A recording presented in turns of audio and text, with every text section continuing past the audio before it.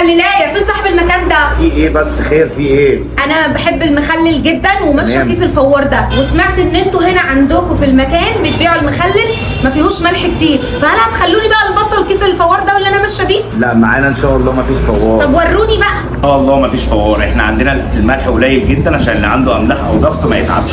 يلا بينا. يلا بينا. ايه بقى الملح كتير؟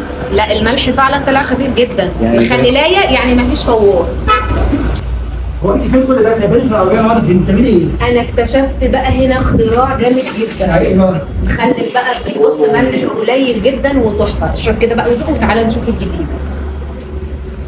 ايه رايك؟ جامد جدا. تعالى بقى نشوف الجديد. ايه دي؟ ورينا بقى كده بقى الزيتون السبريد ده بقى والليمون المعصفر. بصي والحاجات احنا الحلوة. عندنا حاجات كتير جدا اختراعات. احنا عملنا المخلل سبريد تمام، وعندنا مانجا مخلله من الهند، وثوم مخلل من الهند، وفلفل مخلل من الهند، وطماطم مجففه.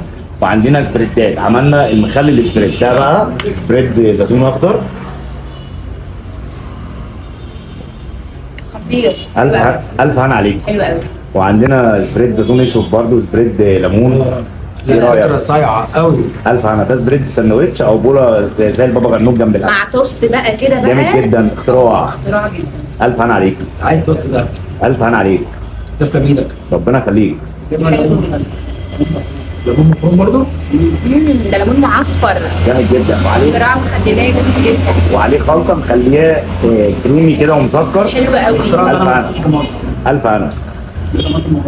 ودي طماطم مجففه طعمها حلو جدا، تحط مع البيتزا مع المكرونه السلطه. دي رهيبه. الف هنا عليك. عجبتني قوي. الف هنا مسكره. حلو قوي. الف هنا. وده خيار قشه، ده من الهند مستورد بس جامد جدا. انا بعشقه. الف هنا عليك. جامد. الف هنا. ايه رايك يا بص؟ جامد. الف هنا.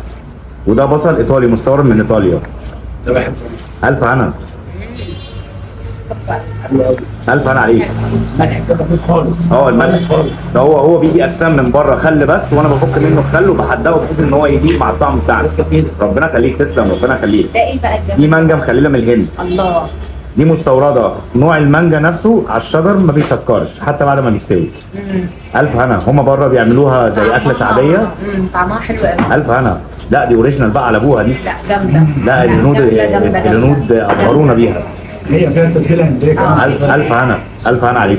مبسوط جدا بجد ان انا عرفت مخللايه وان انا اتعرفت عليك، وبجد هنبقى انت زباينك على طول. ربنا يخليك. شرف ليا. ربنا يخليك. مع مخللايه مش هتحتاجوا فوار تاني للابد. يعني مخليه اصل الحكايه. اصل مخللايه اصل الحكايه.